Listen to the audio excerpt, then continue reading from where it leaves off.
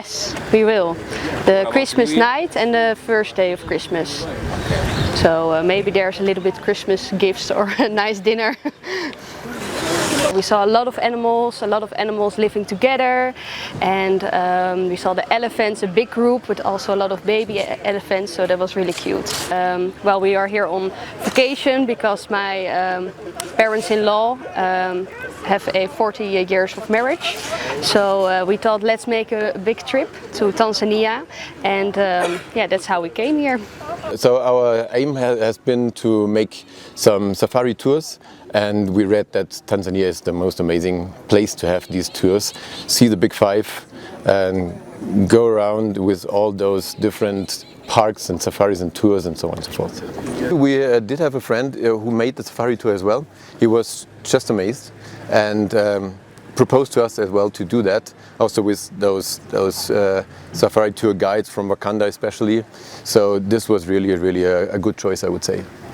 I love it. I've brought my daughter with me, and I have 2 sons who couldn't make this trip, but I will definitely be bringing them back. They will love this. They will absolutely love it. It's changed, it's evolved, and I think it will make a great destination. Yeah, and I'm going to get my sisters to come back as well, but definitely we'll be coming back twice.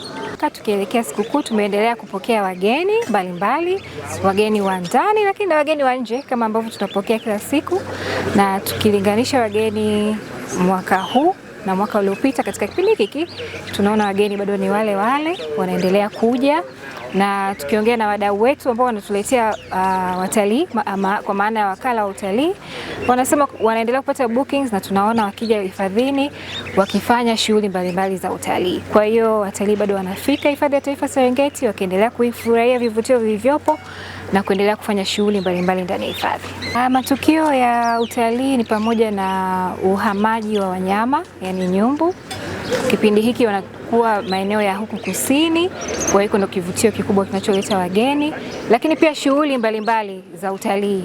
Wageni wanapendelea kuangalia wanyama wakiwa kwenye magari, lakini pia wapo ambao wanafanya utalii kupitia utalii wa puto, wapo wanaofanya utalii kwa kutembea kwa miguu. Kwa hizo ni baadhi ya shughuli ambazo zinawavutia wageni kuja huku. Lakini pia kuna utalii wa kuangalia wanyama adimu kama faru. Iko pia ni kimoja ya kivutio ambacho kinawaleta na shughuli ambayo inaleta watalii kufika hifadhini hapa. Kipindi cha mwaka jana kumekuwa na ongezeko la wageni kwa kipindi hiki ambacho ni kubwa sana na linalotia matumaini.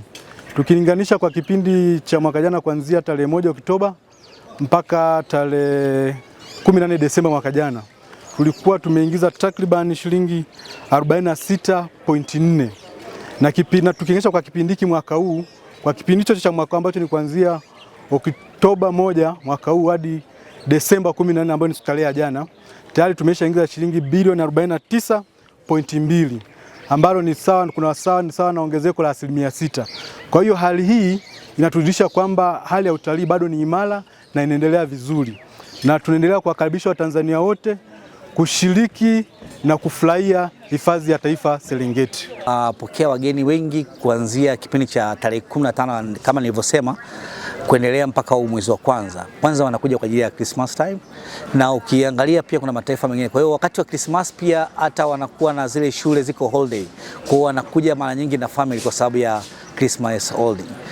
Umeona, kwa ajili ya sikukuu za Christmas. Lakini pia wanakuja kuanzia mwezi wa kwanza na kuendelea kwa sababu ya migration. Kwa hiyo ndio maana unaona kidogo watu wanaona kama tofauti ya kuna wageni, lakini asilimia kubwa huwa tunategemea kipindi cha sikukuu kwa sababu wengi wanakuja kama family na watoto ambao wameshafunga mashule.